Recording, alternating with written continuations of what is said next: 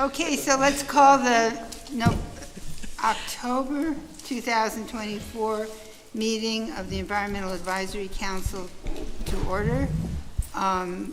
Roll call. John Campbell. Here.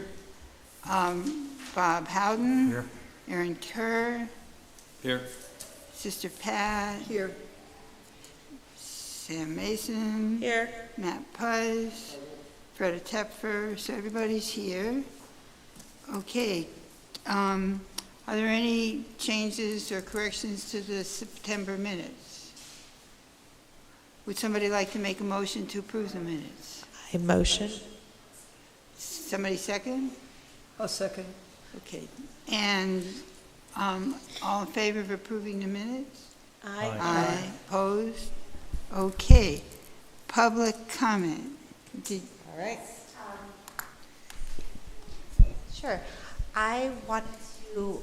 Who are you, please? Sorry? Would you introduce yourself, too? Me? Yeah. Oh, okay. Why don't I'll just come down here since I have two hats on today. Hi. Hi, my name's Jackie Spry. I'm the Director of Planning and Neighborhood Resources at the City of Erie. I'm also the staff lead of the EAC, Environmental Advisory Council. I wanted to, and Cooper, come on up. I wanted to introduce you to Cooper Moore. He's our new hire at the City of Erie as Assistant Planner in the Planning Department. I'm going to let Cooper give you a little bit of his background, but he's trained as an architect, or went to school as an architect, but has a minor in urban planning and policy from Kent State. I don't know. He has come to us with a lot of skill sets that are going to be so beneficial to the City of Erie. We're really excited to have him, and he has an interest in the environment and climate change, and he's already been to the Urban Forest Committee and shows some interest there, and I thought it would be a great way to get him involved in this committee as well. And so, Cooper, would you like to just say a few words? And if you wouldn't mind just quickly introducing yourself, I think that would be helpful since he's new to the committee. Thank you. That was, I think that covered most of yeah, so I studied architecture. Before I came here, I was working in Washington, D.C. I was the president of the American Institute of Architecture Students, but minored in urban policy and planning, like Jackie mentioned. And then environmental stuff. I was also on the board of the American Institute of Architects in 2023, and I'm leading now a working group for the AIA on climate action for emerging professionals. And I also completed in 2022 a year-long fellowship through Green Roofs for Healthy Cities. It was a year-long fellowship, and I am a certified green roof professional. What? Green roof professional. Yeah, so putting plants on buildings. It was green roofs, green walls, all that kind of stuff. And that was really fun, but I think Jackie covered the rest of it, so, yeah. Right, Matt. I'm Pat Lupo. Okay. Nice to I'm meet with you. the Benedictine Sisters in Erie. I teach at the Neighborhood Art House. It's an after-school program, and we have a green wall Oh, awesome. that we've had for maybe 6 years now. Glad to hear it. Nice. And I work with a lot of environmental groups. And I'm Bob Howden. I am retired. I do a lot of volunteer work, including Asbury Woods, and we have green roofs. So, welcome aboard. I'm Mike Campbell. I was a professor at Mercyhurst University, and we had a green roof on campus, and I had a great time with students doing research up there. So I'd love to see us get more in the city. My name's Freda Tepfer, and I'm the chair. Personally, I have the first homegrown national park garden in Erie County. Awesome. And my first degree's in soil science, and I worked for the U.S. Forest Service and in county government in land use, water quality, and with small quantity generators. On a personal basis, I'm an advocate for pedestrian access, and I'm interested in bird-safe buildings, too. as well as I'm involved with a lot of environmental groups. Yeah. Very cool. I'm Sherry Mason, but I go by Sam. I'm currently the director of Project Neptune at Gannon University, and that's my husband calling. So we have a green roof on our library, and just to keep the green roof thing going. But more importantly, my daughter just graduated with her architecture degree and is very interested in urban planning. So I think we have more of an overlap there. Yeah. I want to know what brought you to Erie. Well, I grew up in Erie. Really? Yeah. Oh, Well, cool. Mill Creek, I guess, but It's fine. Yeah. It counts. yeah. And I'm a Okay. new resident of the city as of Sunday. I moved. So, Cool. yeah. Okay. So you wanted to come back home. Mhm. Nice. Like that. Aaron Kerr, of late, teacher at a few universities, teach, develop philosophy of place classes, formerly executive director of Groundwork Erie, Okay. which has a new executive director that you'll want to meet. And I'm just glad to be here. Welcome. Thanks. Hi, Matt Puz, zoning and development officer at Mill Creek Township. And I stayed at a hotel that had a green roof in Toronto. Yeah. And I think we actually met at the APA conference. Yes, yeah. Yeah, so Yeah. nice Cool. to see you again. Yeah. Well, thank you all. Thanks for letting me observe. Yeah. There we go. Thank you. Okay. Is there any other public comment or any comment from, I will just mention we have the mayors here, Sarah Peelman, the arborist, sustainability coordinator, and Chuck Nelson, city council members are sitting in the audience, but I guess they're here to listen. Okay.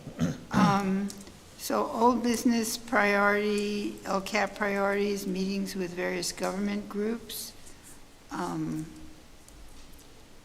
So there was no meeting of the EMTA in September, so I will be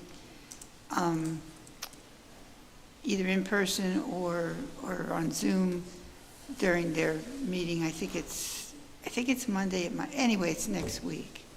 Yeah, but I'm on the agenda. Well, they know I'm coming. Yeah. Yeah, I have two meetings, I think next week too, with the Housing Authority and Urban Forestry, or Urban Forest.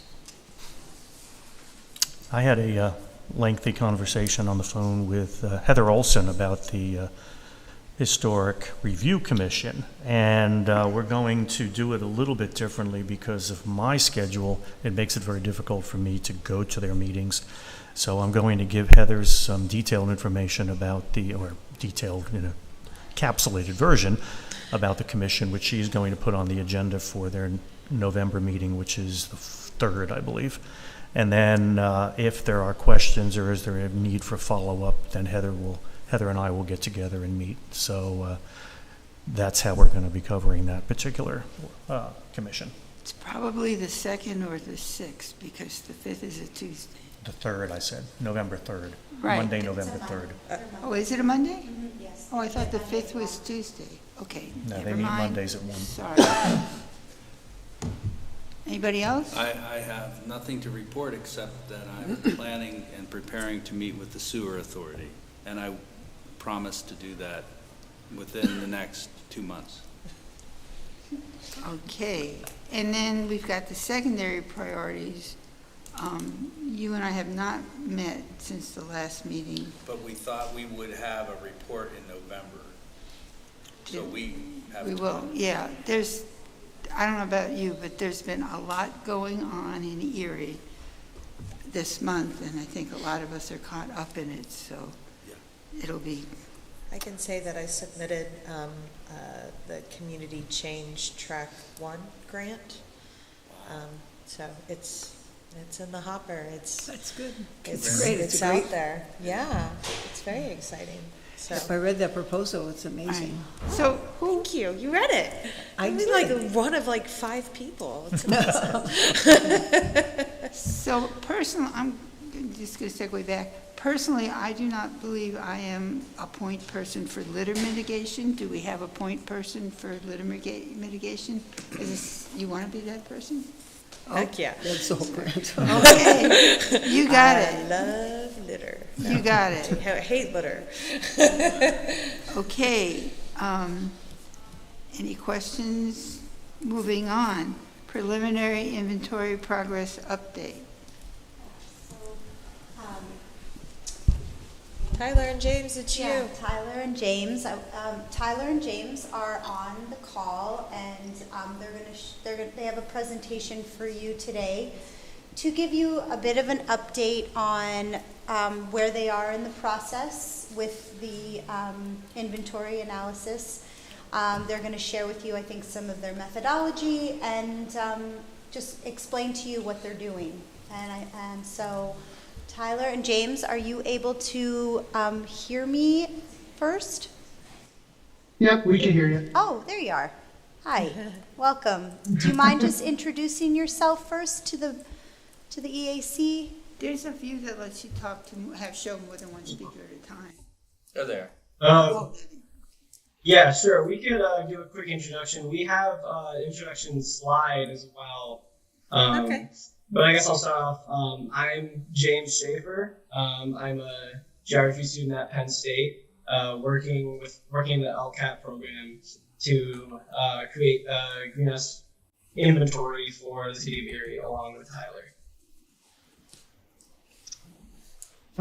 Hi everyone, I'm Tyler Vogel. I'm an energy and sustainability policy major at Penn State. And like James said, we're partnered together with working with Jackie and hopefully all of you all in the future. And I'm from Erie County as well. I live in Green Township. Nice. And if you want to go ahead and share your screen now, you should have the capability to do that. And once it's up, I will let you know if we can see it. 1 second. Okay. Can you see us? Yes, we see it, but it's not in presentation mode. It's in your slide mode. There you go. Great. Yep. There we go. Very good. Okay. The pictures out of the way. All right, so I guess I'll start this off. So hello everyone, thank you for having us at your monthly EAC meeting. We will be giving a short presentation on the LCAP program and provide an overview of what greenhouse gas inventories are. Tyler and I, as we said earlier, we're the Erie team with Penn State Local Climate Action Program. So we're currently working on a community-wide GHG inventory for the city of Erie. And we will also give a preliminary look into some of the progress and results of that inventory so far. Like we have earlier, I'm Tyler Vogel, and that's my partner James. Hopefully by the end of the spring, we'll be graduating in spring. I have a certificate in electrical engineering. I went to Erie County Technical School, if you know what that is, and earned my electrical engineering certificate from there. So yeah, I'm James, as I said earlier. I'm pursuing a Bachelor of Arts in Geography, graduating this spring. I have a little bit of an environmental and climate change policy background. I got the Environment and Society certificate and took some classes on the subject. And I also got the Geographic Information Science certificate and the Justice, Ethics, and Diversity in Space certificate. And I'm a University Park student, forgot to mention that. To start us off with providing some history of the LCAP program, the Local Climate Action Program was initiated in 2019 by the Pennsylvania Department of Environmental Protection, the DEP, with support from the U.S. Department of Energy. And they aim to partner municipal governments with university students. The program focuses on inventorying a municipality's greenhouse gas emissions and providing the baseline for developing a climate action plan to reduce those emissions and address local climate impacts. Later in 2022, the DEP transferred the program over to Penn State, led by our instructors, Brandy Robinson and Peter Buck, in collaboration with Christopher Naif from the DEP's Energy Office. They partnered with ICLEI to use their ClearPath software for creating a greenhouse gas emissions inventory. Jaden Vasilovic on the far right there is our program officer from ICLEI, and he's been helping us with the program this year and understanding and training us how to find these emissions and enter them into our inventory on ClearPath. A short description of signs and impacts of the greenhouse effect. The greenhouse effect is the phenomenon that keeps Earth about 60 degrees Fahrenheit, basically preventing it from becoming a frozen planet or a big ice ball, you should say. This effect is essential for sustaining life on Earth as it creates a suitable environment for living organisms. Looking at the document on the left there, explaining the greenhouse effect, the solar radiation from the sun reaches Earth, with some reflecting off the atmosphere and surface, while most of the energy that comes through is absorbed by the planet, warming it. And while greenhouse gases in the atmosphere help retain that heat. But with human impacts, our actions, particularly burning fossil fuels, have significantly increased greenhouse gas emissions, trapping that heat and accelerating climate change. With accelerated climate change, we will see changes in weather around the world, such as higher or lower temperatures, unbalanced seasons, more rain, and more frequent extreme weather, such as hurricanes and typhoons. As we all know, there's a global problem with climate change, and it comes with its local impacts, as the locals will be the first to likely witness the changes of climate change and the impacts that come with it. Looking at the graph, Pennsylvania used to be well contained with its climate, with average temperatures being less than 90 degrees. But by mid-century, between 2041 and 2070, temperatures are expected to increase and be at a higher temperature more consistently.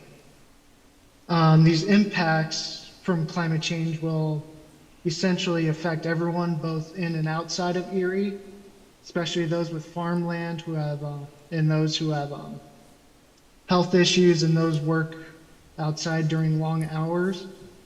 As you see on where we are located for Erie, we're more of the mild area, I would say, but likely future down the line, it's expected to become more harsh and a lot warmer. So I'll just give a quick rundown of the guiding principles of GHG accounting. So the 5 guiding principles we follow are relevance, completeness, consistency, transparency, and accuracy. So an effective GHG inventory for the city of Erie must be relevant to the scale of Erie and also relevant to all the activities happening within Erie. It needs to be as complete as can be, consistent with its methods of acquiring and estimating data. Transparent about what the data is of, where it is from, if we have to downscale it or turn it into estimates. And if we have to do that, those may be very conservative about the actual emissions if there is no better data available for us to use, and that's really important to be very transparent about. It is also very important to be accurate, as can be, so we can always take preference. We always try to take preference of the best data available, and if we can't get that data, then use the best protocols given the data situation that we're in. And to calculate these emissions, we take activity data, which is the raw activities happening within the city. So like fuel usage for heating homes, vehicle miles traveled, that sort of thing. Those are the scope 1 emissions you see in that graphic to your right. And then also data on like electricity generation and supply. That's scope 2 emissions. And those, we multiply that with we multiply that activity data with the standardized rates of emission specific to those kinds of activities. We call those emissions factors. And that's how we get GHG emissions. And we calculate these emissions in global warming potentials relative to CO2. This is because different gases have different warming effects in the atmosphere over different periods of time. As you can see, methane and nitrous oxide have a lot higher global warming potentials.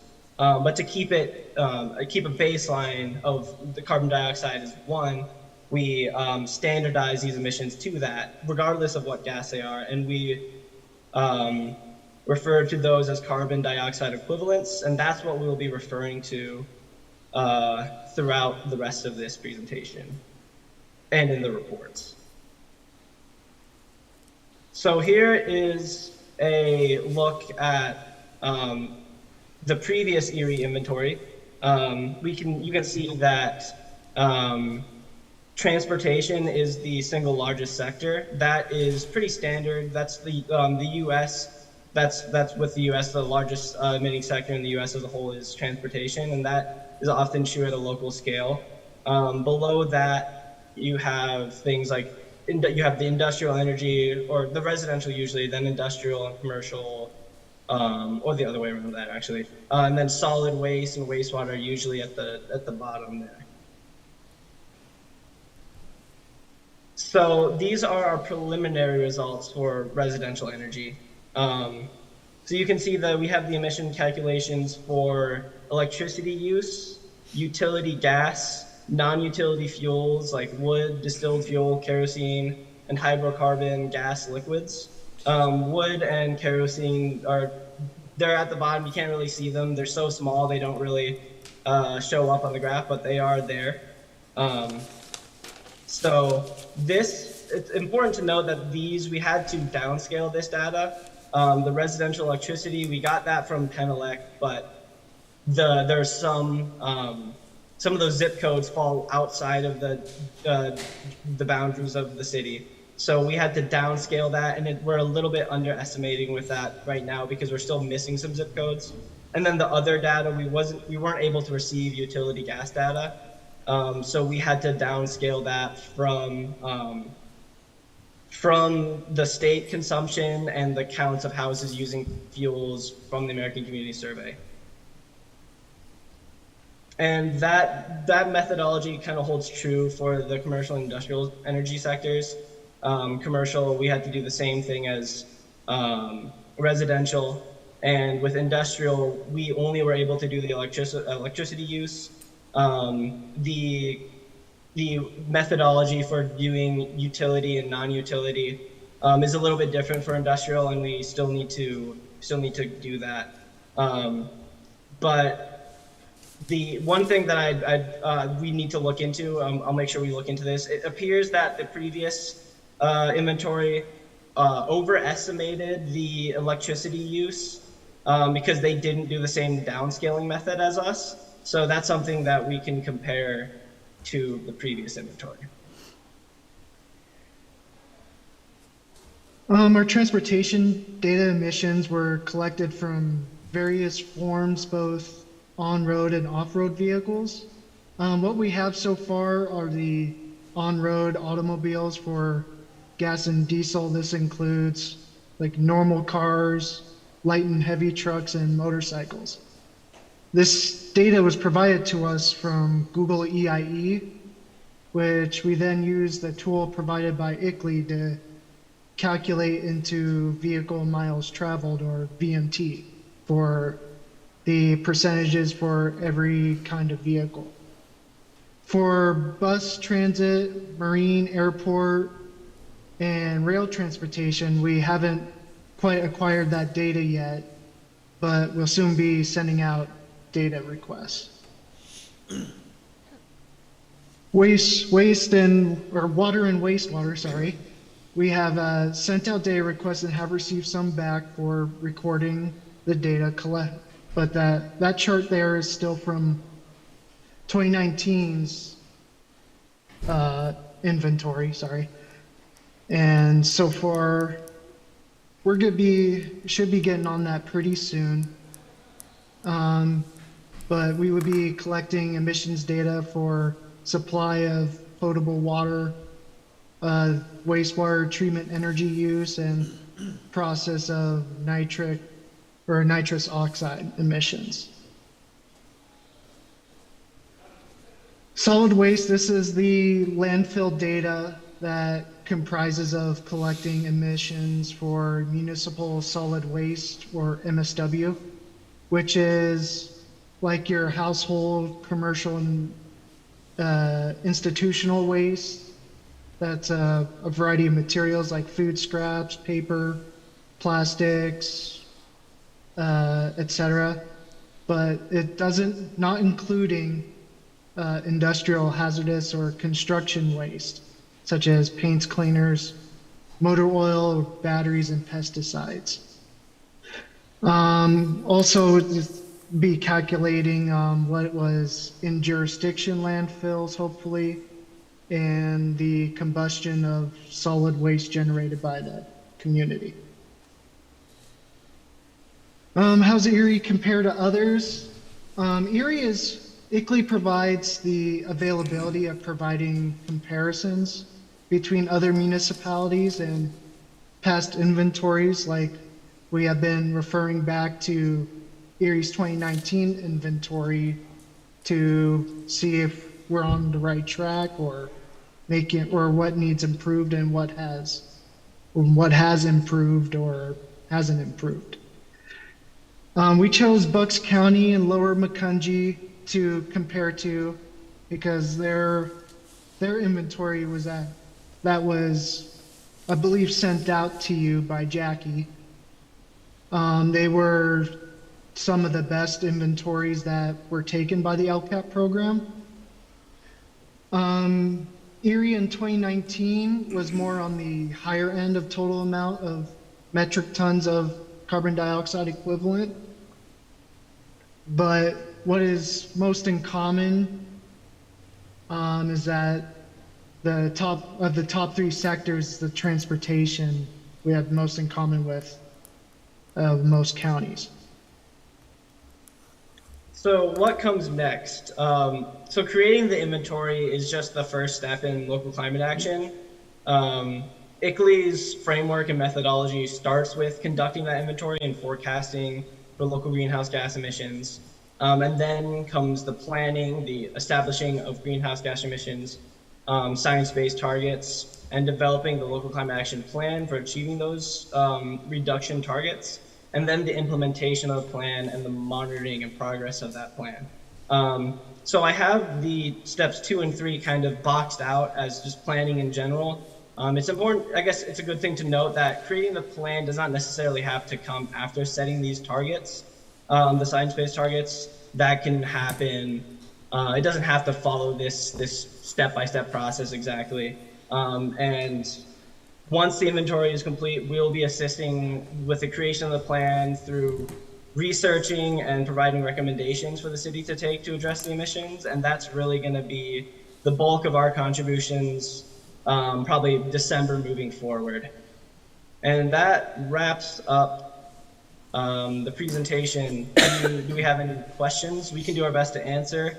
If we can't, we can look into those questions and send them to Jackie. And you also have our emails here. Go ahead. I just want to remind James and Tyler that y'all have data on buses, mass transit. I sent it to you. Yes. Yeah. Oh, yes. Sorry about that. That's okay. I just want to let you know that you have it. Yeah, we'll have to make sure that fits in with the standard U.S. protocol that ICLEI has in place. That's something we should look into immediately, though, and if not, we'll meet with the programs officer from ICLEI and make sure that we can incorporate that in the correct way, I guess. Okay. It was an EPA, like it is an the Excel okay. that, well, no, the Excel file that I sent to you is also Okay. from the EPA. Yeah. It's just a free tool as opposed to ICLEI that you have to pay for. Okay. Yeah. So it is the same, it's using the same emission factors, right?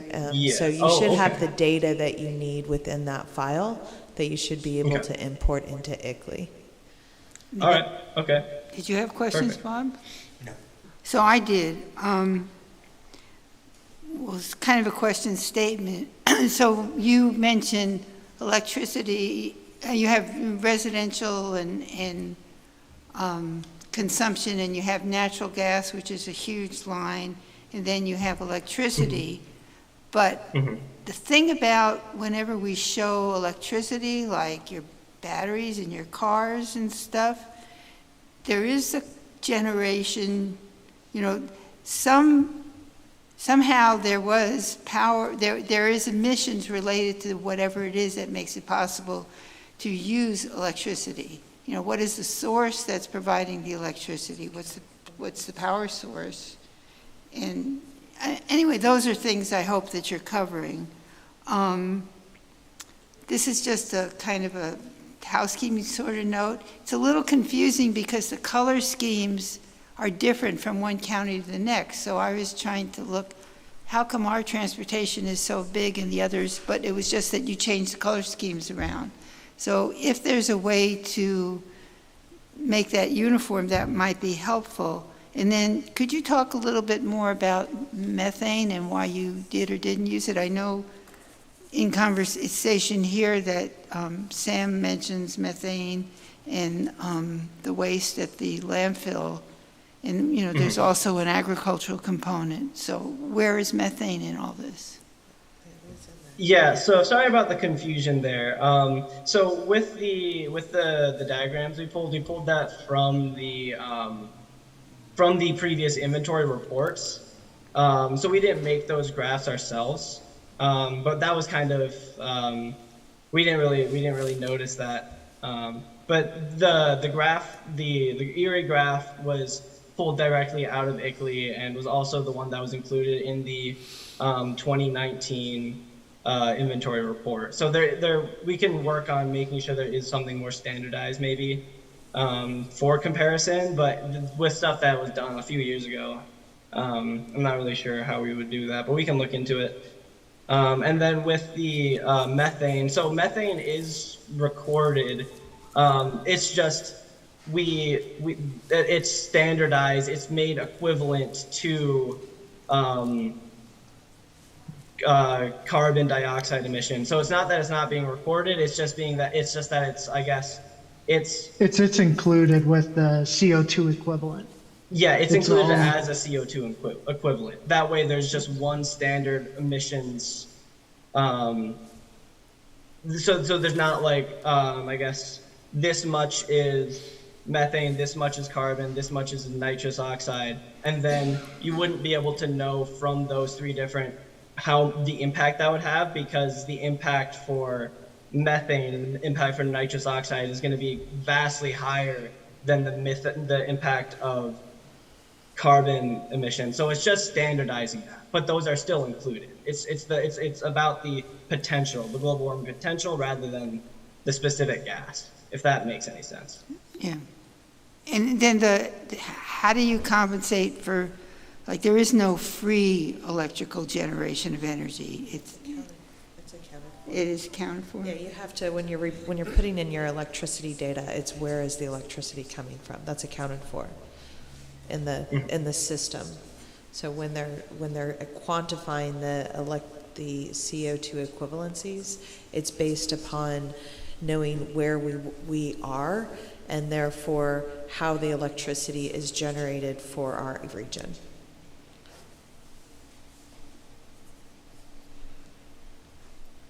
Anybody else have questions? Yeah, I do. First, I want to thank Tyler and James for their presentation and really appreciate it. And if I missed this, I apologize, but it looks like there's the 2019 data, 2022.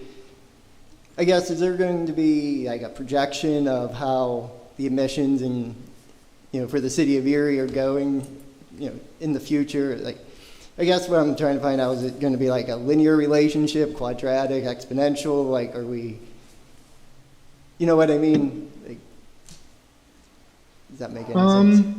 Yeah, I think I think it's good. Probably it depends on what we find. We didn't go that into depth comparing between 2019 and 22s, but I would imagine if there is drastic difference, it's going to be more either linear or quadratic, like you said before. Okay. Like I said, So, I didn't apologize. I didn't mean to interrupt you. Okay, so I think that's it. No. Tyler, James, thank you so much for the presentation. Great job.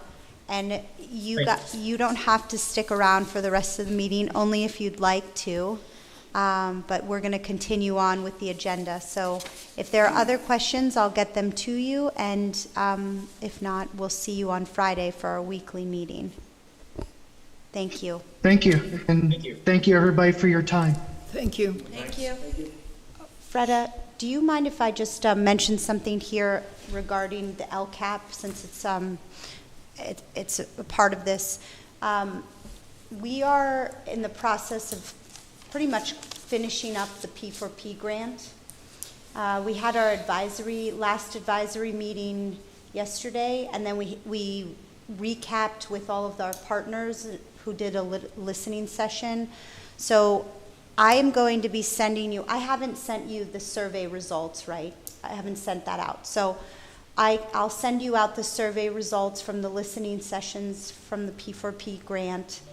They are compiling all of the information, and they'll have a report for us, hopefully within the next month, that you'll all have and be able to review and read. The next part of this, and we discussed this at our advisory meeting yesterday, is what are we going to do next? We have the P4P, we have some engagement there, we have some data that we've collected. We're going through this LCAP process right now with Penn State. What do we want to do? Do we want to go out for another P4P grant, which we can do now, and we have this leverage because we've gone through the first initial phase. For a much larger amount of money that would that we discussed yesterday. That money, this is a possibility.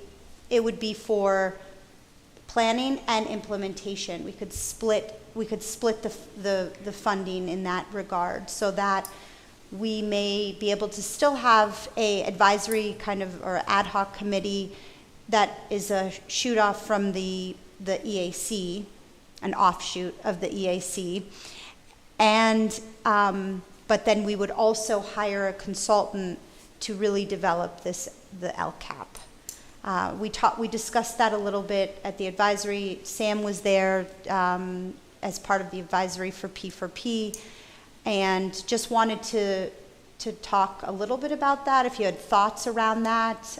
The application is due in January for the P4P grant for the second phase and the much larger funding, and I can send you some information on it. I can send you what the application looks like.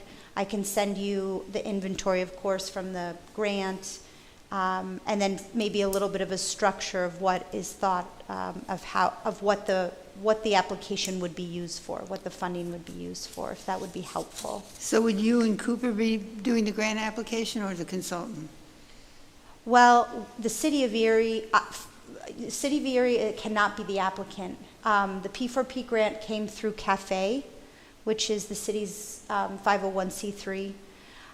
So the city is not able, local municipalities are not able to apply. So we would have to either use some other organization, some other 501c3, or one of the city's 501c3s to apply. Can you talk just briefly, what's CAFE again?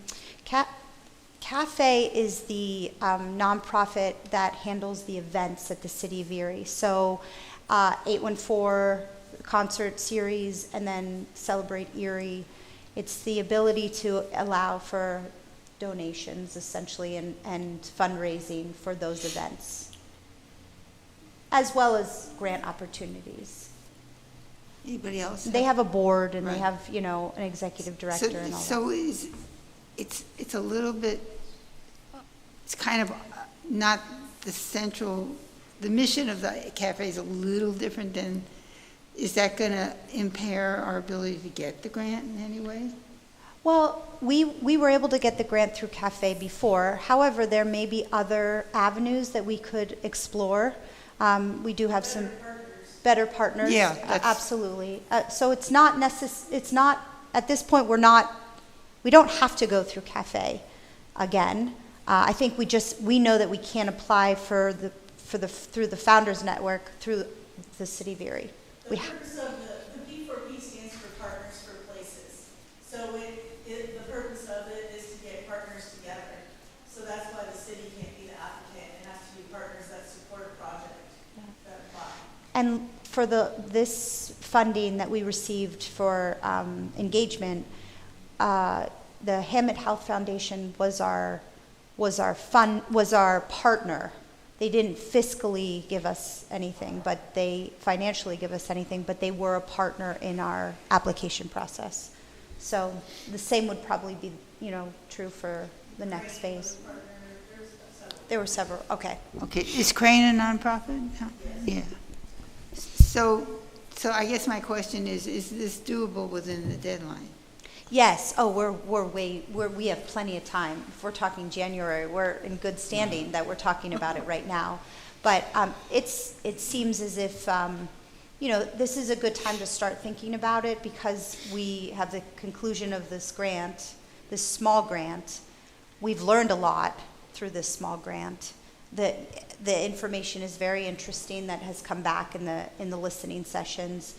And also, we're going through this greenhouse gas inventory. So I feel like we're positioned at a place that, we may be able to move forward and have more of a decision. We did discuss, just to mention, in the advisory committee, we've talked a little bit about doing the LCAP, developing the LCAP internally, as if an offshoot of EAC, and having a committee kind of take on that. And where in Meadville, they didn't necessarily use a consultant, but they had a dedicated staff person through Allegheny College that really developed and worked with Meadville to develop an LCAP. We talked yesterday about, the importance of making sure we have capacity to actually create an LCAP.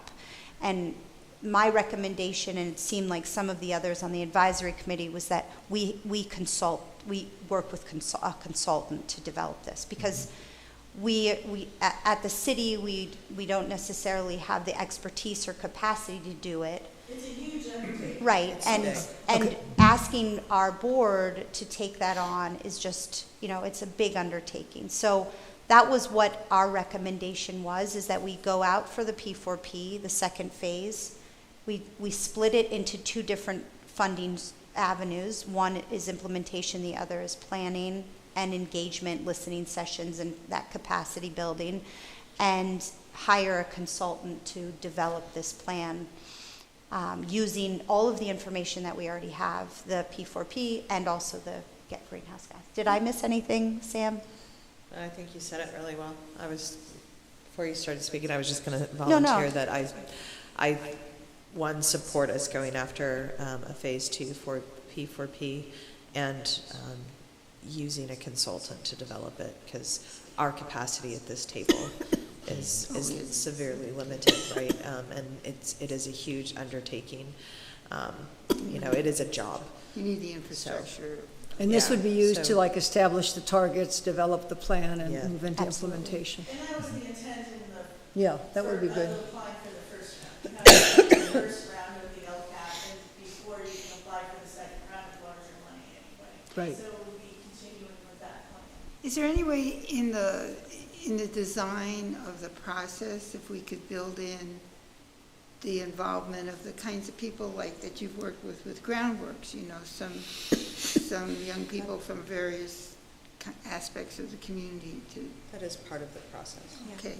All right. Community And engagement is part of also, the process. this Environmental Advisory Council will be very much part of that process. Yes. So you'll be able to advise and have a voice. There was one other thing I wanted to mention about the grant. It just slipped my mind. Yeah, it's okay. Okay, I'm just mindful of time. We have about 25 Yeah. minutes, right? So Pat, do you want to handle the next item? on Okay, the- well, you all got the letter that starts, "Dear community members," in regard to the associate members. Jackie and I worked on this. This is what would go out to whomever you wanted to send it out, at the, in terms of high school students, college or university people, or environmental experts, to invite them to become associate members. Those emails, and they have to submit a letter, and those would come to us, and then I would recommend that perhaps a couple of us kind of go through them first, and then we bring them to the board, or we can all look at them. I don't think we're going to get swamped, so I don't think it should be a very difficult process. But I would like to get the letters out, unless anybody has a concern about anything that's written here. So is this going to go out on a letterhead, or I just was we're just sending about them? to- If you would like, I can put this on formal City of Erie letterhead and maybe put in the Environmental Advisory Council within the letterhead so that it's kind of official looking. Great, You do that. okay. Any other questions about this? And I think you can send it out individually to whomever, and then it will be also on the city's website, I believe. Did you say? Yes, we can post it there, and I think we said send it directly to me. Yes. So once I start receiving those, I can then compile them and maybe And then send them submit out to send them out everybody to to have a all, look yeah. at. Okay, great. All right. So we are in new business, right. Item C, statewide annual virtual grant workshop. Is that, Oh, I think, Freda, you told me to put this one on. oh, so I must have sent an email with the date for that? How to, I think so. I know you asked me to add this one to the agenda. sorry, It's okay. Okay, so that is there. There is a grant workshop for recreation and conservation projects. I think anybody can attend it. Okay. And environmental justice and zoning reform. Yeah. Who was that? Yeah, I put that on there. There was I know that I spoke. I asked you to put it on. Did you ask me to put it Yes. on? I sent out something, though. I received a training or an article regarding environmental justice and zoning reform, because I know Matt and I had some back and forth about this. Yeah, Jackie sent this to us on the 24th of Yes, September. that's right. Okay, and then after I read it, I thought this might be something we might want to investigate further. It just said that that they're going to actually look at the entire zoning program, for looking at it in terms of environmental justice and zoning reform. And one paragraph says here, there's growing acknowledgement within the planning profession that planners have a responsibility to identify and eliminate historical patterns of inequality caused by planning decisions and to mitigate the effects of those patterns still felt in communities today. So when I got the, it says the city is currently seeking funding to rewrite their zoning ordinance. That's why I thought if this comes to pass, we ought to have some input into it. So, for example, it's too bad this didn't come out before we tore the viaduct down, but we did tear down a neighborhood pedestrian access route. I guess that's zoning, that's not implementation. It's looking into zoning ordinances, okay, and it's not something zoning. that's happening right now. It simply says the city is currently seeking funding to completely rewrite their zoning ordinance. Well, that would be awesome. Wouldn't that be awesome? So, But I think I wanted to put it on so that we were at least alert and, I wonder which city. well, we are. This city is what it says in my email. Yeah. Is that my? Yeah, that's your right email to Okay. us. So we are we are applying for a MAP grant, which is through DCED, to rewrite our zoning ordinance, which hasn't been rewritten or looked at in decades. Although there's been amendments made, of course, and recently amendments made to our zoning. And also to look at the SALDO, which is the Subdivision and Land Development Ordinance, which is in need of some, and Matt is shaking his head because he worked in this realm for how many years, Matt? 6.5 years. So we are applying for a grant. Yes, you would be very much a part of that.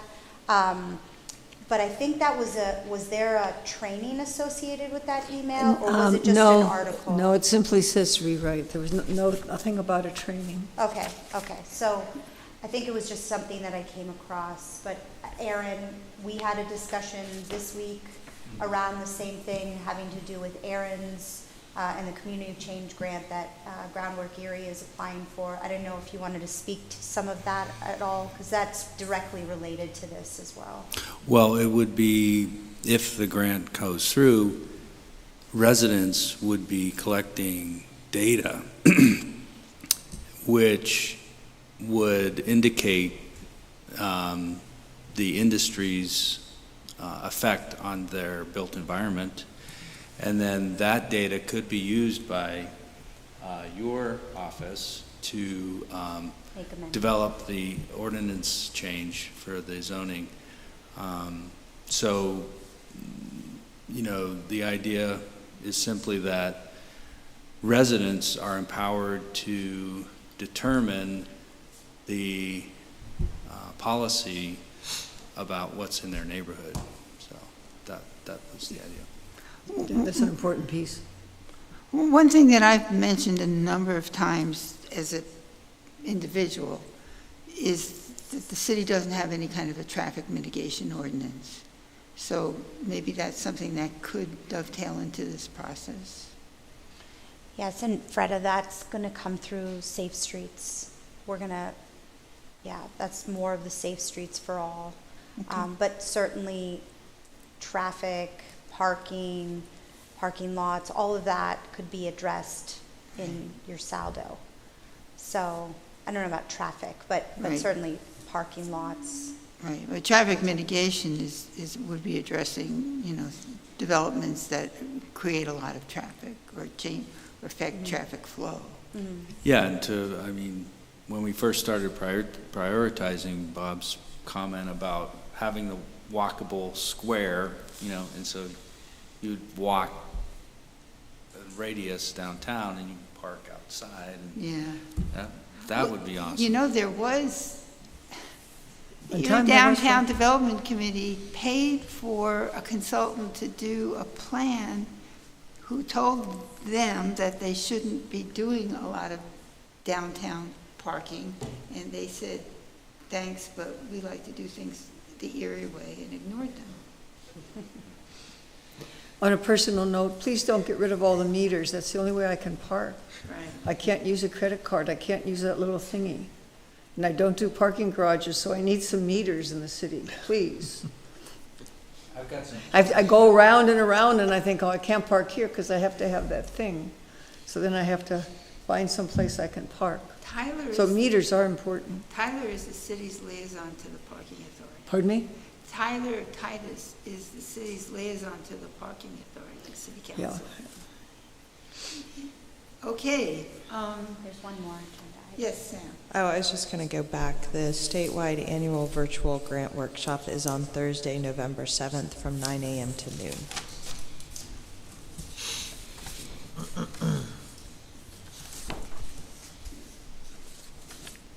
Okay. All right, meeting schedule for 2025. So,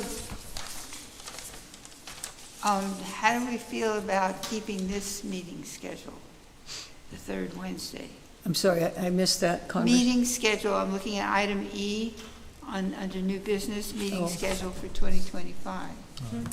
Yes, the city is currently asking for the schedules and dates and times for all commission boards and councils. So instead of me giving them the same thing we had, I wanted to make sure this was an okay time still, like Freda had asked. And the December meeting falls on the 25th, so we have to decide whether we're going to have that meeting or we're going to cancel it or change it, obviously, to a different date. Why don't we take a break? It's fine, we could do that.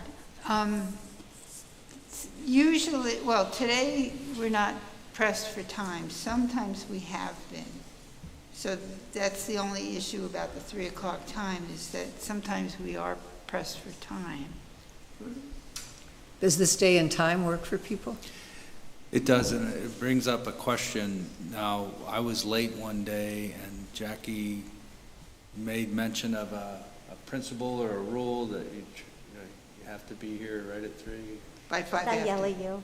Huh? Did I yell at you? Well, sort of. Well, I think what we said was if there was no quorum by 5 after, we were going to. Oh, yeah. Oh, that was Yeah. it. Okay, so, this time is fine, and especially if we all have schedules that have been set, maybe this time. Yeah, I've will arranged be- classes around this time, so I Yeah. would prefer not to change it. Okay. My preference as well. And I think we're moving, personally, as well as everybody, I think we're being more efficient with our time as we've gotten our feet wet. Just to look at the schedule. Go ahead. Yeah, I was going to mention, not only is the December meeting on Christmas, but the November meeting is the day before Thanksgiving. Yes, right, I was looking So for- I didn't know if that was an issue for people. I mean, obviously Christmas Day, I assume we're not going to meet. Yeah, Do they close early on the day before Thanksgiving? No, we don't, but we're off on Fridays. But I would suggest that if you're okay with that, we move that meeting on the November meeting. Maybe I can check to see if we could do it possibly the week before, or the week before would be better. Or we could have a single November-December meeting in the first week of December. We could do that too. I don't know if that works for people. I can check on both of those and just send out some dates, and we're small enough group here, I don't have to do a doodle poll or Okay. anything. So the option would be to have one meeting in December, for December and November at the beginning of the month. Okay. When would we have to have our agendas ready for them to be on the website? 24 hours in advance. Okay, so was this one on the agenda, on the website? It was on the website, Okay. yeah. No agenda. No agenda. Yeah, because I looked, but maybe it was too early when I looked. So one meeting in December and November, beginning of month. If that's not doable, would you want to switch the November meeting in November and then cancel the December meeting, and we'll resume in Yeah, January? just have one Okay. meeting for November and Okay, December. and Whether it's in November or December. I'm just quickly looking through just to make sure no other dates conflict. It looks like I think we're okay. Okay, so I will stick with the 3 p.m. third Wednesday of the month. Are we gonna do officers in January then? In January, yes. Okay. Fourth Wednesday, I'm sorry, fourth Wednesday. Okay, is there anything else? I move that we adjourn. Second. All in favor? Aye. Okay, thank you very much.